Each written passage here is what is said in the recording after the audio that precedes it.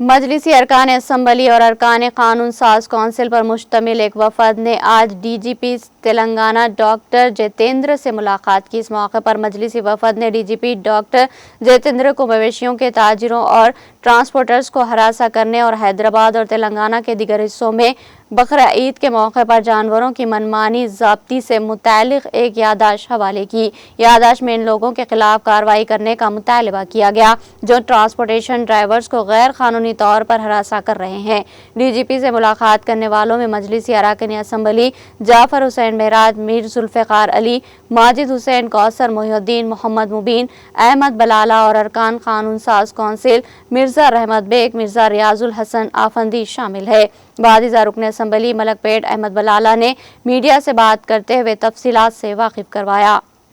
مسلمین کی طرف سے انہوں نے صدر مجلس نے کہا تھا کہ فوری جا کر تمام ایم ایل اے اور M L C D G P صاحب سے ملاقات کریں تاکہ آنے والی بقرعید کے ٹائم کے اوپر جو ابھی سے حالات خراب کرنے کی جو کوشش کر رہے ہیں وہ نہ ہو، تاکہ ہم مجلس کی جانب سے ہم نے ہمیشہ کوشش کی ہے کہ جو بھی فیسٹیول ہو وہ فیسٹیول آرام سے اور سکون سے پیسفل طریقے سے ہر کوئی اپنی اپنی فیسٹیول منائے۔ اب بقرعید جب بھی آتی ہے تو ہماری اس فیسٹیول کے اندر ڈسٹربنس پیدا کرنے کی ہمیشہ یہ فرقہ پرستوں کی طرف سے کوشش کی جاتی ہے۔ تو ہم نے ڈی جی پی صاحب سے ہم تمام ایم ایل ایز نے مطالبہ کیا ہے کہ یہ سو کال اپنے آپ کو جو گو رکشک بتاتے ہیں، بتا کر جو لوگوں کے پاس باغ بازار سے جو لوگ جانور خرید کے لاتے ہیں ان کے پاس unfit for breeding, unfit for rearing certificates رہتا ہے،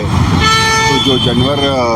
بریڈنگ کے قابل نہیں اور زراعت کرنے کے قابل نہیں، کھیتی باڑی کے قابل نہیں، ویسے جانور کو بازار کو لا کر بیچتے ہیں۔ اس جانور کے اوپر بھی جو ہے سو یہ لوگ بیل کے اوپر اور بھینسوں پہ، بلبلوں پہ، ہر چیز کے اوپر جو ہے سو ان لوگوں کا ظلم جاری ہے۔ خالی ستانا ان کا مقصد ہے، ماحول خراب کرنا ان کا مقصد ہے۔ تو ہم نے ڈی جی پی صاحب سے تمام مؤثر مجلس اتحاد المسلمین کی جانب سے نمائندگی کی ہے۔ ڈی جی پی صاحب نے تیقن دیا ہے کہ